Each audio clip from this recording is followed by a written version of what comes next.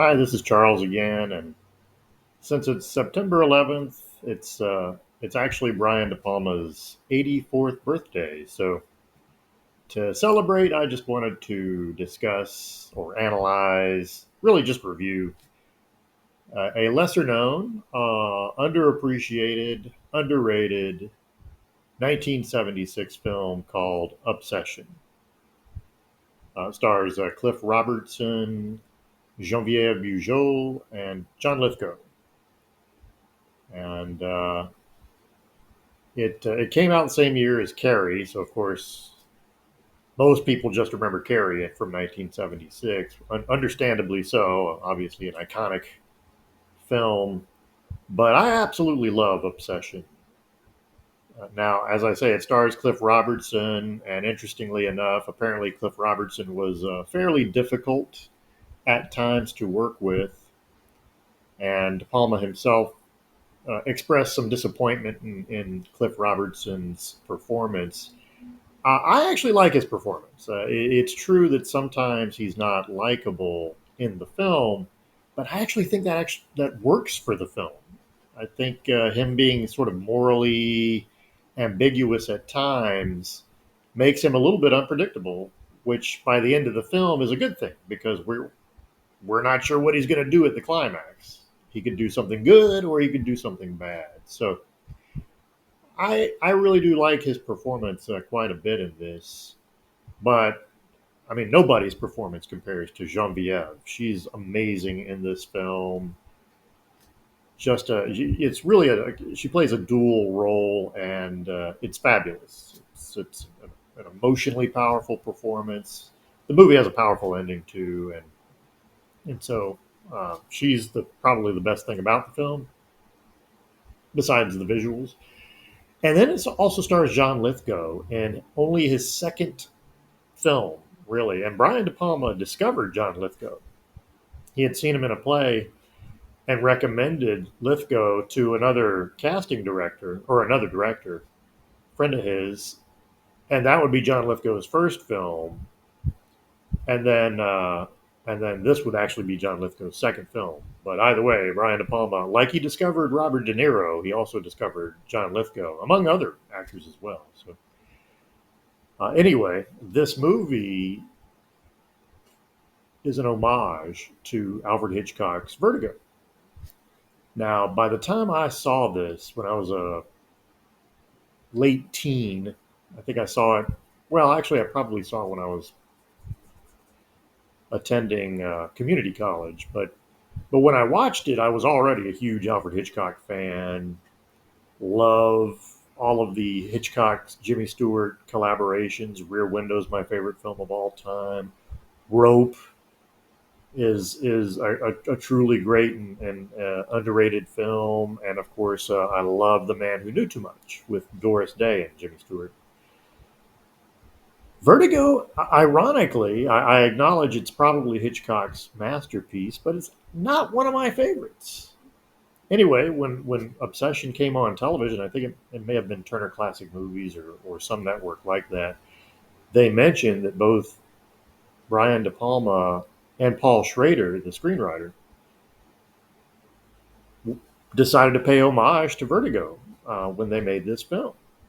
And so Brian De Palma came up basically with the story. Paul Schrader wrote the screenplay, and it's interesting. It is a bit of an homage, yes, to Vertigo, but also it feels a little bit like an homage to Rebecca, and that in many ways it's about a man's new love who's somewhat haunted by her husband's or partner's old love, who is now passed on. So very sort of mysterious and intriguing.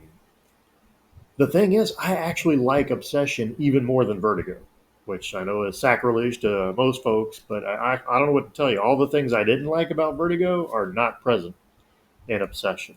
The only issue I have with Obsession is the original title was supposed to be Deja Vu, and instead they changed it to Obsession because they thought Deja Vu was too French a title. and that people wouldn't understand it. But Deja Vu is so perfect for this film. Anyway, when I watched this film, it was a bit of a slow burn, but I have to tell you, I was just mesmerized from start to finish. Was never bored. It was almost hypnotic. It's very dreamlike. You see some of the cinematography here in the slideshow.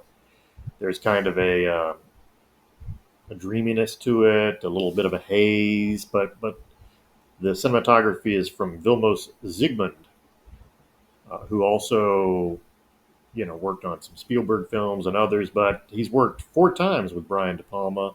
This one, Blowout with John Travolta, Bonfire of the Vanities, which obviously was De Palma's biggest bomb, but also Zsigmond did a great job in the movie The Black Dahlia, which I've reviewed in the past. He also used Bernard Herrmann as the composer for this score, and this score is absolutely one of Bernard Herrmann's best. And that's saying something because Bernard Herrmann was, of course, Alfred Hitchcock's favorite composer to use. So throughout this whole film, it is just, I just couldn't take my eyes off the screen, couldn't take my eyes off of the cinematography, but also Geneviève Bujold for obvious reasons. Look at those eyes.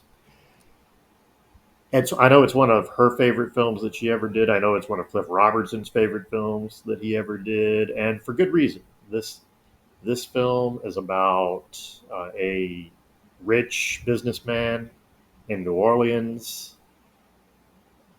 who's married to Geneviève Bujold, and you know, tragedy happens, and he loses her. She dies, and 15 years later, he and his business partner, played by John Lithgow,